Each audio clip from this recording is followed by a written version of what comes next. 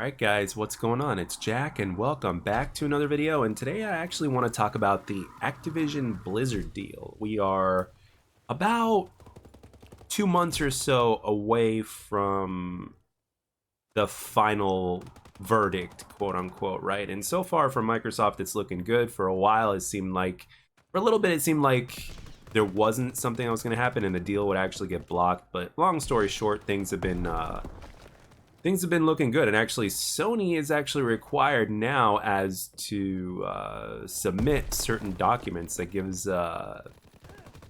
gives people behind the scenes look in terms of their numbers and all that kind of stuff, and just really just putting proof into the pudding, and to see, you know, because Sony's been doing everything in their power to stop this from happening. And what's also very interesting is that Nintendo has signed on with Microsoft that if the deal does go through, that you know, for like 10 years, you know, they're gonna be playing Call of Duty as well and all that kind of stuff. And Phil Spencer also mentioned in a recent interview that he's not going to, it's not going to be like it was with when Sony's signing on with Activision, right? It's going to be like everybody's going to be playing the same game. It's not going to be like this platform gets this and then the other platforms have to wait or something like that. It's all going to be the same for all the platforms, which is great.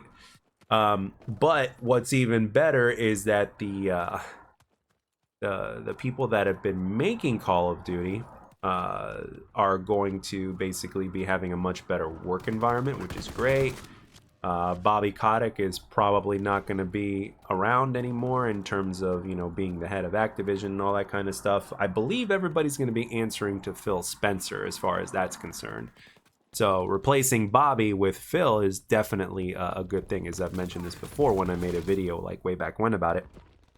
So yeah, obviously Game Pass and all that kind of stuff is gonna get better as well. But the big thing that I wanted to talk about specifically in this video, right, is if you think there are going to be positive changes in terms of the direction that Call of Duty is heading in, right? Because we all know where it's at right now. And let's just say, to put it nicely, that it's been better, right? That's for sure.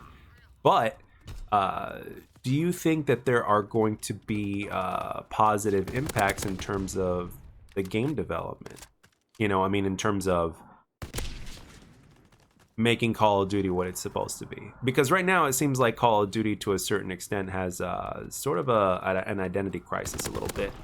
It's like it wants to, all of a sudden it wants to be more tactical and less arcadey. And this has been going on over the last iterations. Obviously with Modern Warfare 2019, they went in a different direction.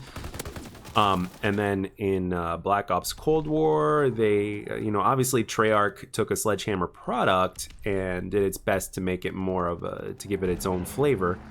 And then Sledgehammer Games kind of did their own thing. And with Vanguard, it just, for me personally, it just proved that you can have, you know, you can have a whole bunch of maps and all that kind of stuff. And you can have, you know, the perks like Dead Silence and all that kind of stuff. That's great. You can have a Call of Duty that's rusher friendly, but it's not everything. Like for me, you know, for me personally with Vanguard, I mean, it's there's a lot of factors that just killed it for me. It's like it was just, like I said, it was just stale and it was boring, and a bunch of other factors. Like I'm one of the few people that did not like the maps. It's like the maps are just heading, like there's just too much stuff, and just it's like, you know, simplicity when it comes to maps is the in my humble opinion is the way to go. And they're just making it, you know, like right now what they're doing with Modern Warfare 2, from what I've seen, it's like they're copying and pasting from like real places and stuff like that. It's like use your imagination, man.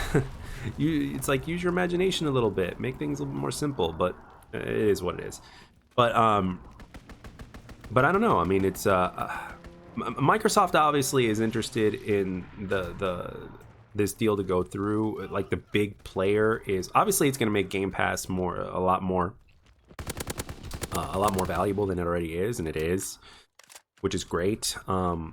But they're interested in the mobile scene. You know, they have no presence in the mobile scene, and obviously for Microsoft to have a presence in the mobile scene will be absolutely huge, right?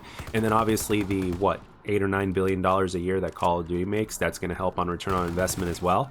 And then hopefully the work environment will be better, and then you'll be seeing a whole bunch of games that are on Activision Blizzard's catalog that are going to be on Game Pass. And you put it all together, it's like, it's definitely a good thing, you know, for Microsoft as well as the people that are working at Activision, for the ones that are still there. Because I've got the feeling that there's not as many people working for Activision creating Call of Duty like there once was, which is in turn why the games are the way they are today. You know, you got a bunch of people working on a game that don't know Call of Duty as well as they should know Call of Duty. I mean, we're going to see what happens with Treyarch or whatnot. I mean, and then with everybody else, I'm not sure. I don't know what Phil is going to do. You know, granted the deal goes through. I mean, I think it is. Most people do think it is, including people that are a hell of a lot smarter and knowledgeable and educated than I am.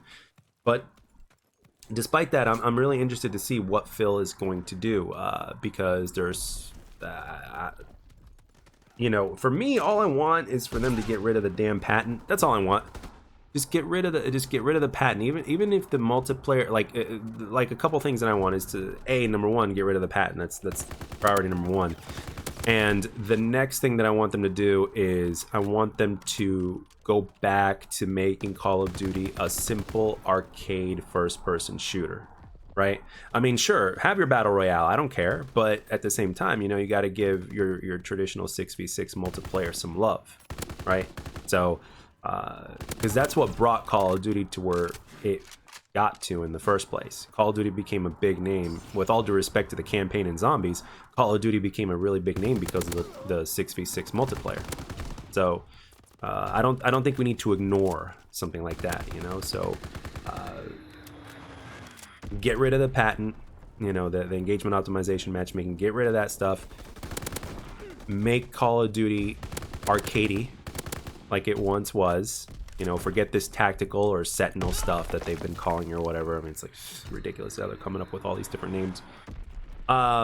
And go back and focus on what made you great in the first place. You really don't need to change something that's not broken in the first place, or something, you know, in terms of making it something else. You know, keep its identity what it is, keep it arcadey and stuff, and you know, if you want to innovate within that, fine, but don't innovate to the point to where you're getting out of that, you know, because that's what Call of Duty is, man. It's a simple, basic arcade shooter.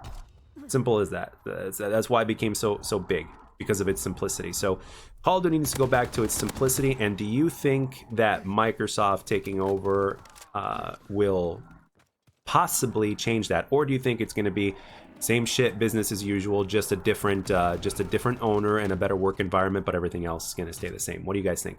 Let me know down in the comments section. I hope you enjoyed this video. Enjoy the rest of your day, and I'll catch you guys on the next one.